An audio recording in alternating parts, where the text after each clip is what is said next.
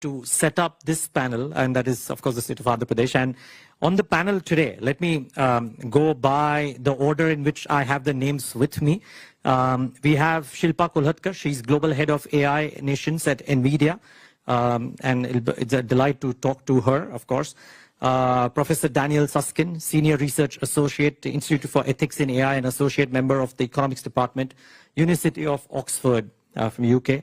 Professor Jay Lee, Distinguished Professor and Director at Industrial Artificial Intelligence Center, University of Maryland, USA. Seri Kreis, Professor of Cybersecurity, University of Oxford, United Kingdom. Professor Ricardo Hausman, Founder and Director of Growth Lab, Harvard University, USA. And of course, Honorable Minister Nara Lokesh from the state. So great. It was lovely to see the panel yesterday, Minister Lokesh, and it's a great setup that we have today. Can I just start off with the thesis behind you doing this right here at the WEF? Because yes, AI is at the front and center, but some of the topics that have been chosen have been curated carefully to drive home a message about what the state wants to do as well. Thanks to all the panelists for making it and taking time out. Really appreciate it. No, as a state, we are very cognizant that AI is here. It is fundamentally going to transform the way we're going to do things. I think the other theme that's been going is, are we going to be the disruptor or are we going to be disrupted? That's the theme that I hear across WEF this year. And Andhra Pradesh wants to be the disruptor. So what we want to gauge is, what is it that we need to do as a state? And how do you prepare the citizens for it? And how can we tap the power of AI for our farmers, for our artisans, for our carpenters, for our electricians? I think there's something substantive that we can do as a nation, and this is why we wanted to set this panel up and really learn from them. And parallelly, what we're looking at to do in Andhra Pradesh is to actually do an AI university, which is collaborative. We want to bring the industry to lead this entire initiative. We've done this in the past with the Indian School of Business. It's called ISB. We've done this in, I think, the late 90s. And now I think time has come for India also to leapfrog, even in education. So I think that's a bit of context to why we are here. Okay. Well, let me start. Usually we start ladies first. I'm not going to follow that because it's an equal panel here. Let me start from the far left and Professor Hausman, because it kind of flows in nicely with what Minister Lokesh just mentioned as well. How do you think institutions and the state, be it any state, whether it's Andhra Pradesh or otherwise, collaborate to bring forth the best practices, the best kind of learning models for the entire ecosystem to benefit out of this buzzword? I wouldn't call it just a buzzword, a technology which people say is probably even bigger than the internet of 2000. So my main piece of advice is to say the following. AI is what they call a general purpose technology. It is going to permeate across all human activities. So there is going to be very, very few people who will be needed to figure out kind of like the algorithm, the learning algorithms, the backbone, the hardware, the NVIDIAs of this world, right? But we need a lot of people to simply think, what are the human challenges you want to solve? And to what extent AI can allow you to do more than what you would have done without it. So if we, if you think that AI is a hammer, you're looking for nails. If we focus our attention on the things that really matter to us and be sufficiently cognizant of AI, we will be able to find killer apps for AI that have yet to be developed. One of the reasons why there was a bust after the dot-com boom is because we invested a hell of a lot in the backbone and in the hardware and so on, and we didn't have the killer apps. That was before YouTube, that was before Netflix, that was before Amazon, that was before many, many things, right? So we are at that stage. We have something that empowers, enables to do many things. We just don't know what yet. So I would say, think hard about what are the key problems in your state, in your country, that you would like to address. You know, we would like to improve the quality of education. We would like to improve the quality of healthcare. We would like to do many things in life, right? Well, now we have this hammer. Don't think just about the hammer. Think about your goals and think about how you can achieve your goals using these instruments. And I would say that is where the killer apps are going to come from. And let me tell you, if you focus on your problems, on your headaches, on your obsessions, you will probably solve them. But let me tell you a secret. You're not the only one with those headaches. So your solutions are going to be solutions for the world. But you're going to get to those solutions for the world by understanding the specific problems you want to solve. This is something that came in yesterday's panel as well, that instead of trying to look for solutions that might be available, let states, let companies and let countries define what their problems are, and then go to companies for trying to figure out whether the companies can help them create the solutions for those problems or no. And by the way, let's keep this a bit free-flowing. So if anybody wants to come in at any point of time, just please come in, including Minister Lokesh as well. But Professor Lee, can I come to you on this? Because you seem to be wanting to make a statement. Yeah, I agree with Ricardo's comments, because typically when we say AI, right, I made comments earlier at lunch, right, we call ABC.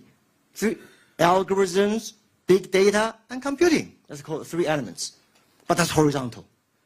Vertical called domain, healthcare domain, energy domain, right? Semiconductor domain, etc., etc.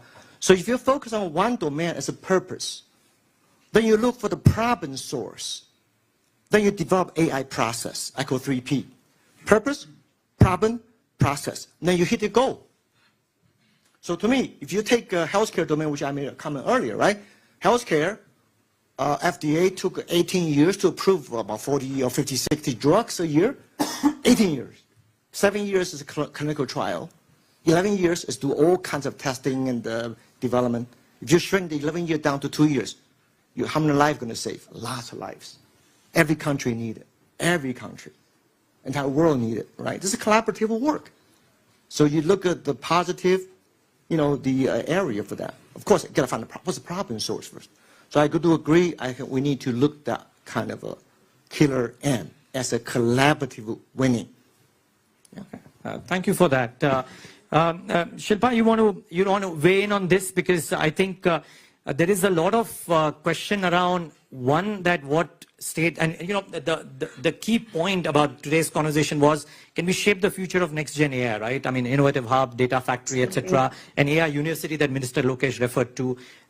How does a state collaborate with different stakeholders in this whole AI ecosystem to do the best of all of these things? Yeah, thank you for that.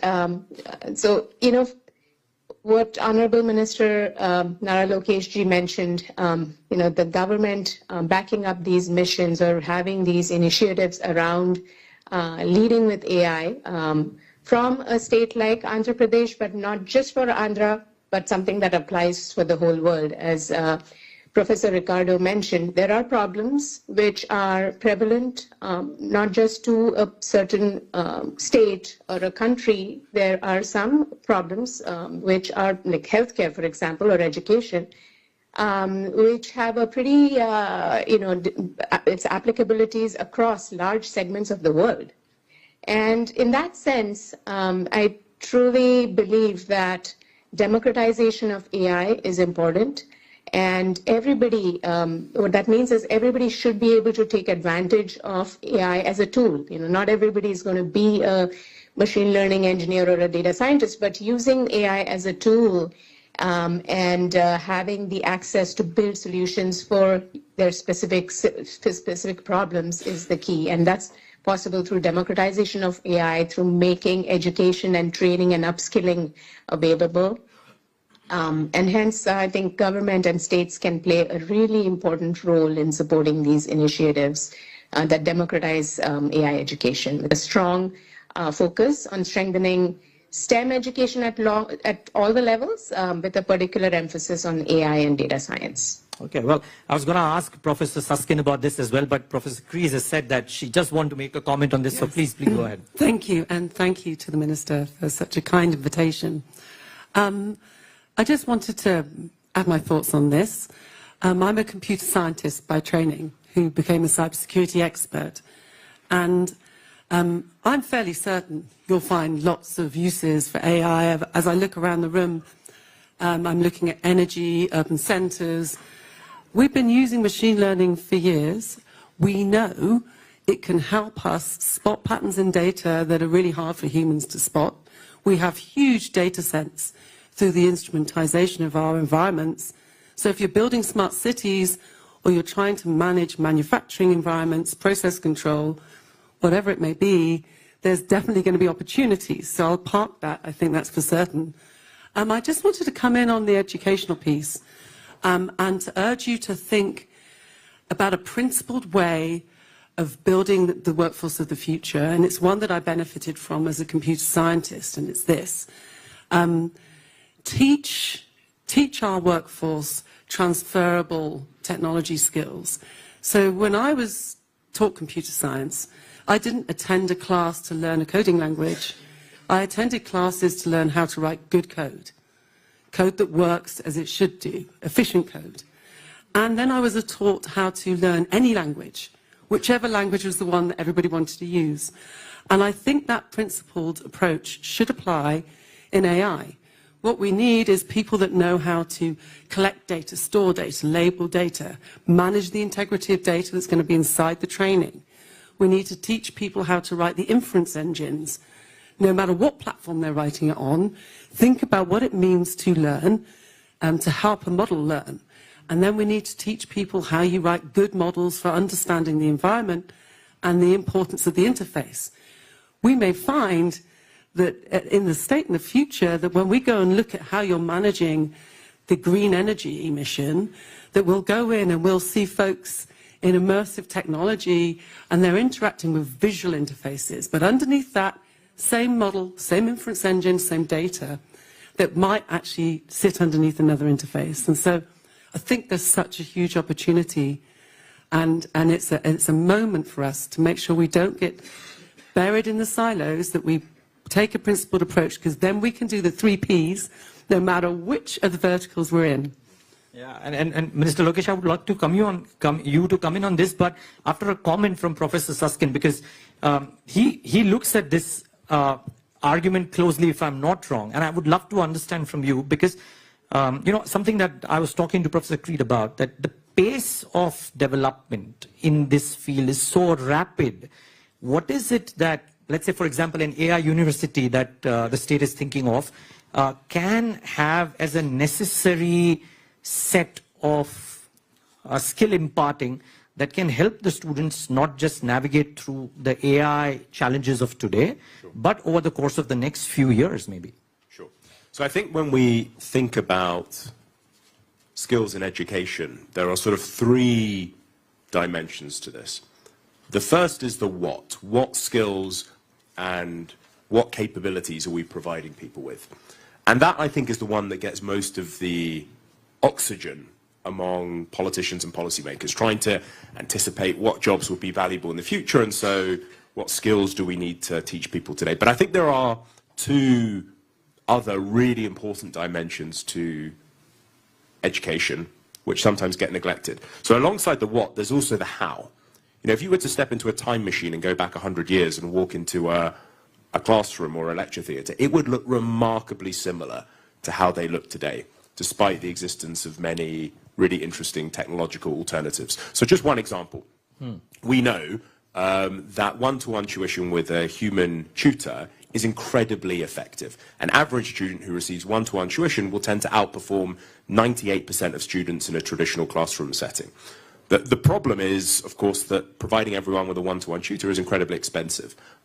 Lucky to do it at some universities, but it's not a model that can scale. And that's what's so interesting about some of the systems that are being developed now, the personalized learning systems. Because what they're doing is they are tailoring in an automated way what is taught, how it's taught, the pace and so on, to the particular skills and weaknesses of the student in question. Kind of replicating that very effective but very expensive human model. And so, I thought it was very interesting that in the first few months of ChatGPT coming out, one of the first partnerships they did was with Salman Khan, who's the developer of Khan Academy, online platform providing instructional videos and practice problems, really high quality stuff. When I used to teach maths, I'd often direct my students towards it, really high quality resource. But what he did was he teamed up with ChatGPT to develop what he's called Khan Migo, which is essentially a tutor that sits with you as you're navigating the site and provides the kind of interaction that you might get from a human tutor. So I think the how is really important as well. Are we using technology to change how we educate as well? So there's the what, the how, and there's also, and this goes to your question exactly, the when. At what moments in people's lives are we providing them with the skills and the training required to flourish in the world of work? There is exactly as you say, there's a huge amount of uncertainty about the future. And the best response that we have to that uncertainty is flexibility. A willingness and a capacity for people to retrain and reskill later in life with the same intensity and seriousness with which we sort of expect people to educate themselves at the start of their lives. And so I know today people talk about things like lifelong learning and governments have personalized learning budgets. But if you actually look at the resources we put behind those sorts of initiatives, they completely pale in comparison to the kind of investments we make in people at the start of their lives.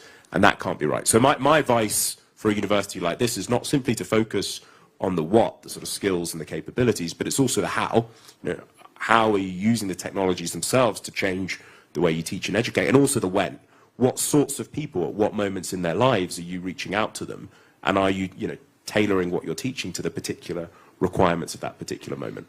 Minister Lokesh, I mean, I think in some fashion, all of this is very helpful because in India, considering the number of students out there, if you go for one-on-one human tutoring, then it's a profession that I would like to take up yesterday. It's going to be very rewarding. But any thoughts on that? And then also, just coupled with that, also a point that Professor Lee mentioned, right, about vertical needed. And you are out there setting up data factories, so to say. Give us some thoughts on that too. No, I mean, the more fundamental thing for me is in government schools, how can we use AI? And how can we create the personalized adaptive learning platforms available and prescriptive homework? This is something that we're really passionate about. And as a state, I've been questioning my entire team that how do we go from passive learning to active learning? For lack of a better word, how do you gamify the entire classroom interaction between students and enable them to absorb content far better? I think this is something that this is a journey that we've just started. We've earmarked, and this is something that we're actually going to deliver. So that's one part. On the larger context, India has jumped over the personal computing, gone directly to smartphone, and then that presents a unique opportunity for us. So, healthcare. What's the role of wearables? If I want to look at preventive healthcare, is there technology out there where at least a pre-diagnosis can be done? So I know where to put my money, who to focus on, in terms of a unified, mandatory sort of a health platform coming in. So I think these are questions that we are also now asking ourselves. End of the day, every government has only so many resources. And as you rightly said, it's about putting that money where it actually makes sense and where outcomes can be measured and outcomes will be actually delivered. Right now, our entire system is focused more on outputs. And that's what I think is resulting in the challenges that we're facing. Great. Okay. Professor Lee, can I come to you now? And, one thing is, of course, the right kind of skills imparted in order to create the best AI experts that you can for the future. Now, I'd love to understand from you, because you've got a great working experience with startups as well. You've got a lot of thoughts on this subject. What are the key elements or the critical elements for which would be very necessary for creating the right set and the right number of AI experts for the future, not just from an Indian or an Andhra Pradesh perspective, but in general? Well, one more interesting, create AI winner, not just an expert. AI winner. Okay. So yeah, expert can be many things. Yeah, the expert sometimes is not necessarily a winner. So, well, let me put it this way. I like the term you call data factory because we are doing a data foundry at University of Maryland. So what a data foundry really is, because when you take the verticals, we have industry, you have electronic manufacturing verticals, automotive verticals, right? You have a lot of data people generate. But most of the data, they are maybe Excel sheet ready, but they're not machine learning ready. There's no background, no label. That's 80% of your work going to be. But if you have a data factory, you should have a good 3B. Baseline, background, and also good benchmarkable. I call 3B. If you have no baseline, no background, not benchmarkable, anybody can speak apple, orange, you cannot compare them. Number one. Number two, the teaching method. I like you say when, how, what, which is very good. But I think in industry, we're talking about industry, right? AI has to have economic evidence. You cannot say AI for fun. Yeah, maybe, but if you cannot have an economic impact, how long is it going to last for fun? Well, first of all, the principle base, which anybody can teach. Every professor can teach principle. Second, we focus on practice based. We create data sets that are ready to be used. You can learn different tools. Could be simply like support vector machine, self-organizer map, logistic regression, blah, blah, blah, CNN, whatever, right? But third, problem-based. After you learn how to use the data, hey, go back to your own problem. Collect your own data. Oh, that's a tough one. Most people failed that third stage. I don't know what data. This is a company CEO. Hey, give me the data. What? I hire you to get data yourself. Yes, go hunt data. Nobody teaches them how to hunt data. Most people wait for their data coming. Right? Fourth, professional. You can teach other people repeat 1, 2, 3. I go 4P now. Principle-based, practice-based, and problem-based, and professional-based. Then you are ready to be AI winner. Very nice thought, very powerful thought. Thanks, Professor Lee, for that. And you know, Professor Hausman, I don't know how much, I mean, to what degree you agree, and you want to add more there. But here's the question, right? One is to know that these are the things that need to be present in an AI winner. Two is from a university or a set of universities teaching AI skills to a data factory producing some of these AI winners.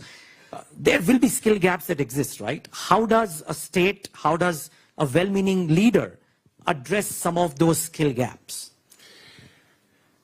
So let me start by saying something to frame this. I don't know, maybe because you're younger than me, maybe they didn't teach you in school calligraphy.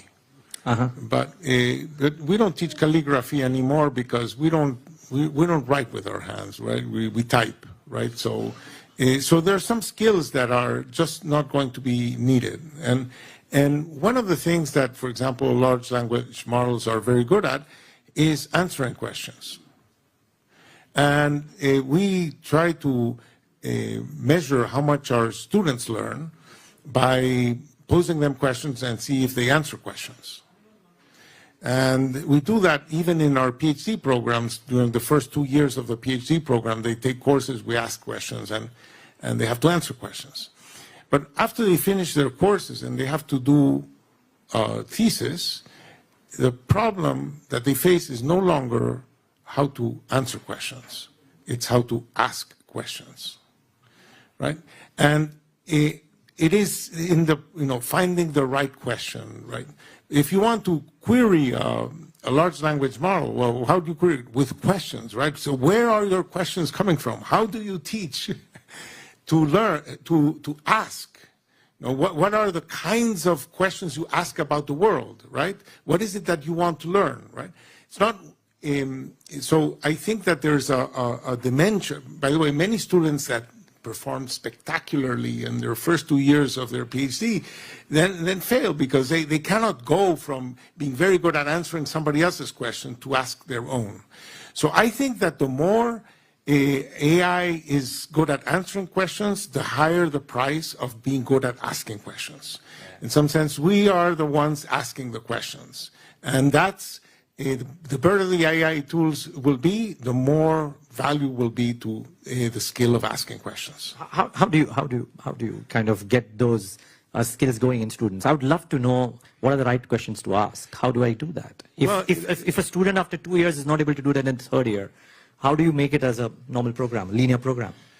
So, let me tell you, we want to revolutionize everything, but even we have not been able to overcome the apprenticeship model. Even in our PhD programs, okay? We put them for 2 years in school. These days, a PhD in economics lasts 6 years. So 2 years in school, and the other 4 years, it's in an apprenticeship program where we don't know how to teach the stuff we do. The only thing you can pick it up by seeing other people doing, by trying to do it yourself. So it's an apprenticeship model. And I would even criticize my own profession, saying, even when we teach economics, we teach, say, models, and we teach how these models can answer what-if questions, right? But when you go to the world, nobody tells you what the model is. So you have to figure out, there's this, I don't know, the shoe hurts, etc., but I don't know what the model is. I don't know what the data is. I don't know what the problem is. I have to figure it out from scratch. It's that process from, finding problems in the world to figuring out how to structure your mind around them, how to find pathways to theories of change of what it is that you're going to do to figure things out. And I think that is what's going to be at a premium, and that's what we should focus our teaching on. Okay, now I'm going to come to regulation and threats as well, but since we spoke about industry, and Professor Lee spoke about industry, right, and what does a nation have to do to make it economically viable as well, Shilpa, I'd like to come to you. I mean, to your mind, what are the critical elements, because you do this for a living per se, right? What are the critical elements that a state like Andhra Pradesh, for example, has to do in order to create a thriving AI ecosystem, which is, one, fundamentally sound, having the adequate skill sets for people, at the same time, economically viable as well? Absolutely. Yeah, and as Minister Lokesh ji mentioned, the most essential thing is around outcomes. What outcomes is the nation trying to solve? So that is at the highest level. But what enables that, the ingredients that enable those outcomes, what make the nation an AI nation, is having a skilled workforce, having that ecosystem of entrepreneurs, of VCs, of researchers who can basically, create AI. Eventually, it is also about the access to compute. So to enable those data factories, those AI factories, which is essentially around the production of AI, it is important to think about it that you need the business ecosystems, the data, the infrastructure, the skill set in the workforce that can enable that factory, that can enable that production. I truly believe, like India, with its large talent pool and growing tech sector, can indeed play a very pivotal role, not only for itself, but for the global AI landscape there. And harnessing, basically the availability of data, and then of course processing that data, managing that data, and then harnessing insights from that is what we call that tokens or intelligence. So in a factory, in this AI factory, raw material is data, output is tokens or intelligence. And this intelligence can then, for the industry, be used for various sectors, right? Agriculture, healthcare, education were mentioned earlier. Yeah, I think this is basically the key ingredients: business ecosystems, data, infrastructure, skill sets. Okay. Well, a couple of other key elements for this would be cybersecurity. And Mr. Lokesh, please feel free to come in whenever, but one of the two things is cybersecurity and the regulation that should be put in place. So, Professor Susskind, the question that I've noted down for you, and I'd like to ask you, is that what's the AI regulation that should be firmly in place for any ecosystem to ensure its ethical use and a fit and proper use? I mean, if you broadly understand what I'm trying to ask, I mean, what are the regulations that should be put in place? Or should regulations even be? Is it too early? Is it too early? Putting the cart ahead of the horse? Yeah, I mean, I think very broadly, there is a lot of discussion today about the sort of technical limits to AI, what can and cannot be automated. But I think, and you know, every day we're told stories of new tasks and activities that these systems can take on, making medical diagnoses, composing jokes, writing legal arguments, designing buildings. You know, it's a sort of bafflingly impressive list. But I think we spend not enough time focusing on not the technical limits, but the moral limits, not what these technologies can and cannot do, but what they should and should not do. And we already, you know, face these questions today. You know, there are systems in the US that are used to, AI systems that are used to inform parole decisions. And we might feel comfortable with that, but how would we feel about using a system to make, say, a life sentencing decision? Probably far less comfortable. You know, there are systems in the medical setting which, as I said, can make medical diagnoses, and we might think, you know, that's a terrific thing, but how would we feel about using a system in a hospital to decide whether or not to turn off life support systems based on, you know, all the available data about, you know, scarce beds, vitals, demand, and so on? Probably far less comfortable. And I think these sort of moral limits to these technologies are, you know, already binding on us, and in a way are kind of far more important than the technical limits to these systems. And it's these kind of moral limits that need to be reflected in the sort of regulatory regimes that we design. But exactly as you say, the challenge is that these technologies, you know, we are regulating. If we attempt to regulate, we are going to be regulating something that we don't quite know what it looks like. And you only need to think about all the different ways in which the generative systems of the last few years have taken us by surprise in terms of what they can and cannot do to recognize the sort of immense scale of the challenge. Okay. So, Professor Kreis, if we do this and try to put regulations, are we putting the cart before the horse or no? And part two, because you look at cybersecurity so closely, right? I was talking to Dr. Dorit Dor of Checkpoint earlier today.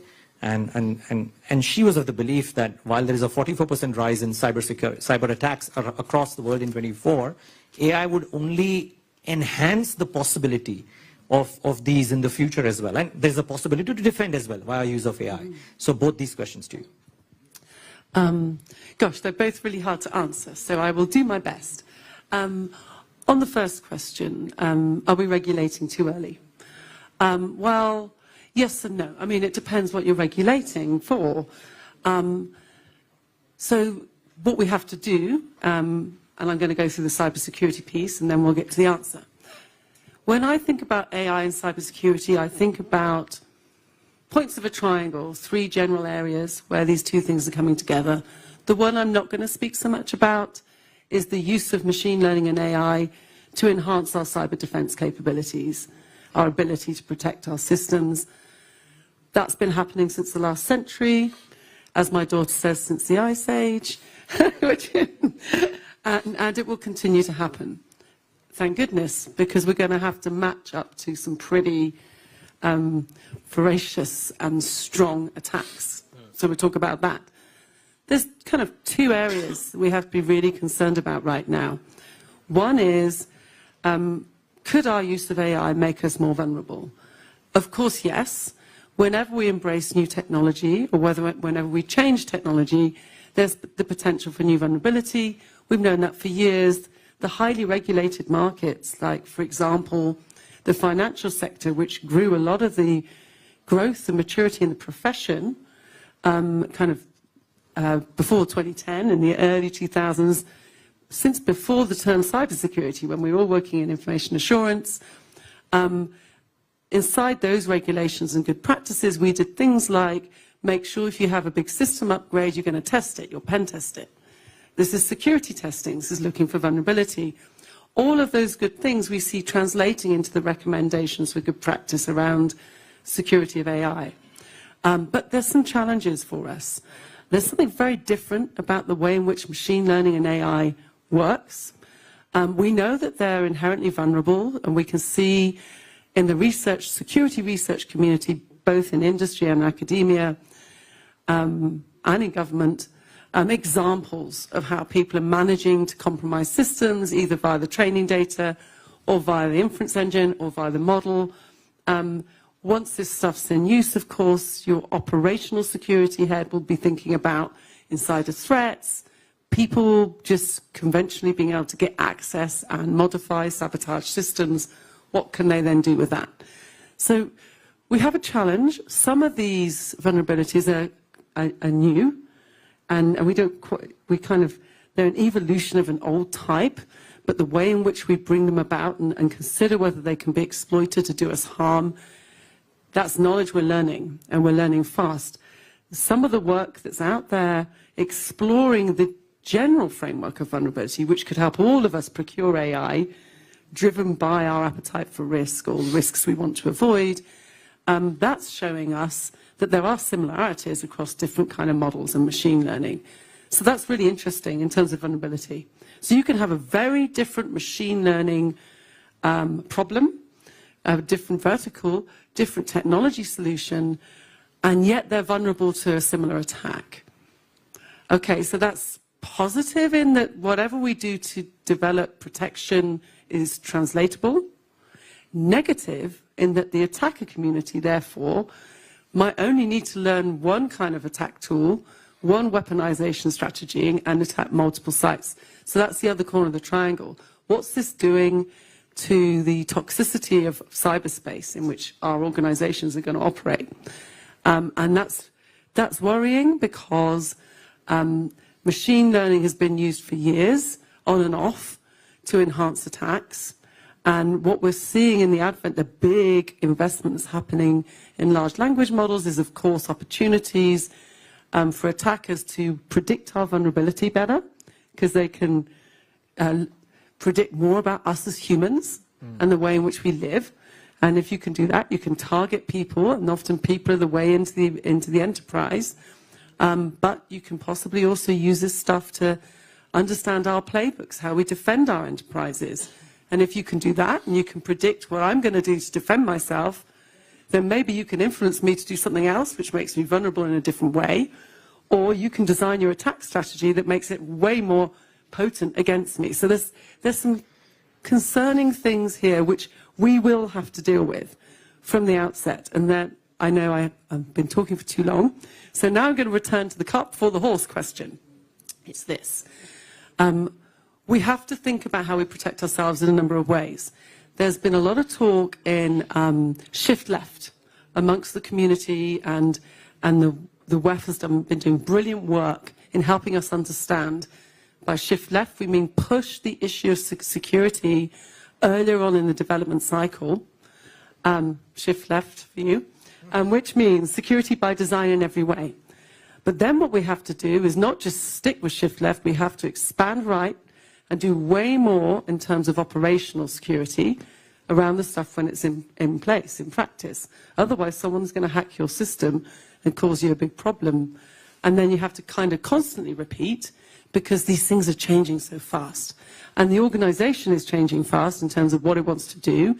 The threat environment's changing really fast. And then the AI technology business is going to bring about massive change. And you know what? We're going to be collecting all sorts of new data we never thought we were going to.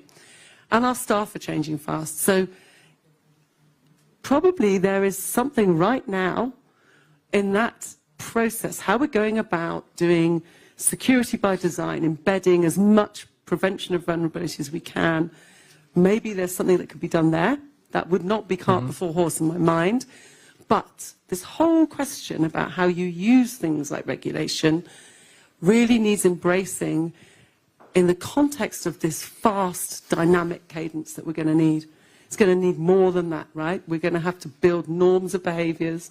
We're going to have to think about how we get business leaders totally engaged to build cultures in organizations that are inherently secure and resilient inside their DNA and the way people are thinking, because we won't be able to keep pace if we are solely focused on things like law and regulation and things like that. Okay. We have last 3 minutes, and before I ask the final question to Minister Lokesh, anybody else wants to weigh in on the threats? Because we've spoken enough about this, but otherwise, Mr. Lokesh, my last question is to you. India has this AI mission, government of India, right? Compute capacity for the country. Some thoughts on that, and of course, how is the state collaborating with the center in order to help or do all of these things? I mean, India's AI mission is the first step in the right direction, but I think we need to do a lot more. Of course. No second thoughts about it. I mean, that's why we have the panel here, because I wanted to hear from the experts on how should a state in India transform its entire approach to education, apart from creating a temple of excellence of higher learning in AI university. Apart from that, how do we transform education fundamentally? And how do I create next generation job creators and job seekers for jobs that we don't know? And that for me is fundamentally scary. And that's the thing that we are sort of grappling with as a state. And I think that's what also makes it very exciting for us. India has been the biggest beneficiary of the Y2K. Way back in 2000, and then of course we moved on to various other services, and now I think AI presents a unique opportunity for India again to leapfrog. But we also believe that AI should be a way of life. A housewife should be able to understand, use it. As I said in my opening remarks, a carpenter, a student for better understanding of concepts. Politicians should ethically use it. We've seen deep fakes coming in with generative AI. We've seen it especially in the last elections. So I think there's a lot of uncertainty ahead of us, but I think it's very interesting times, and I think, as you've said, how do we create a framework for all of us to sort of operate it, and it doesn't create any ethical and moral dilemma and physical harm at the end of it. Powerful thoughts here from a lot of answers that have come in for what a state can do, collaborating with other stakeholders to create the next generation AI winners. Professor Lee, I use that term very carefully now. But to all of you, thank you so much for joining in today and giving us your thoughts. Really appreciate your time. Shilpa, thanks so much for joining virtually as well. Great having you. Right. Thank you very much. Yep, and everybody, thanks for joining. A round of applause for the panel, please.